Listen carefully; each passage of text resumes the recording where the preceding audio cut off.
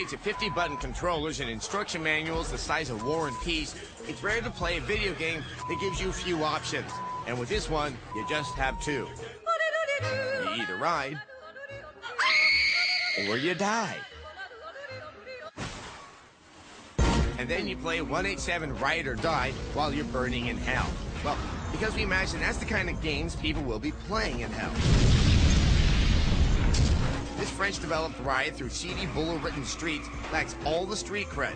Here's a clue. If you're gonna make a game all crunked out with OGs and gangsters, don't let Pierre make it. This is how OGs do it. Ya heard? G-Rider? Now you've been trained, gangster. You call that G-Ride? Then rat-a-tat-tat-tat. You getting crunk out in these streets. Dog. This game tries to be black harder than Urkel ever did, and it fails miserably. My boy Buck. But games aren't all about subject matter, right? And at first glance, Ride or Die can easily be mistaken for a Grand Theft Auto clone. Don't be fooled. It's more twisted metal than Tommy Vercetti.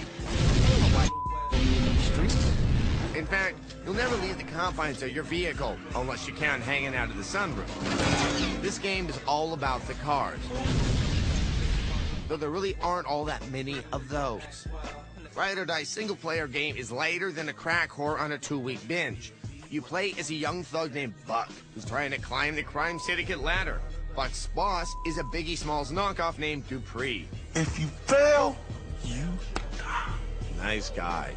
Dupree's at war with another loser named Cortez. Yeah, you got the best of me now, dog. So it was only a matter of time before good old Buck gets caught in the middle. Let's do it right now, right here. Toss in a heaving helping of TNA, and the urban-themed action game stereotype is complete. And what do gangsters do when they've got beefs with other gangsters? Why, they race against each other, of course. And in 187 Ride or Die, they can shoot, too. Which begs the question, why bother racing when you can stand on solid ground and shoot each other? Though the premise is flawed, at least there are a few different types of races. There are simple lap affairs where you have to finish first. Deathmatch-style brawls a la Twisted Metal. Running from the popo, as the game calls them. And the dreaded escort mission. The weapons are what you'd expect. There are bombs to leave on the road, and plenty of firearms. Hell yeah, come on, get some. The game is alright, but after a couple hours, old man tedium takes a crap in the lazy boy. All you're left with is a typical story and voice acting that could have used a Hooked on Ebonics class. Then you can get gully with it, player. Even the cooperative multiplayer where one person drives and the other shoots can't save this one from the crack vial-infested gutter.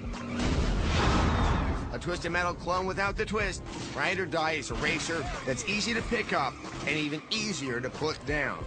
If sucking were a bicycle race, 187 Ride or Die would be the Tour de France. We give it a 2 out of 5.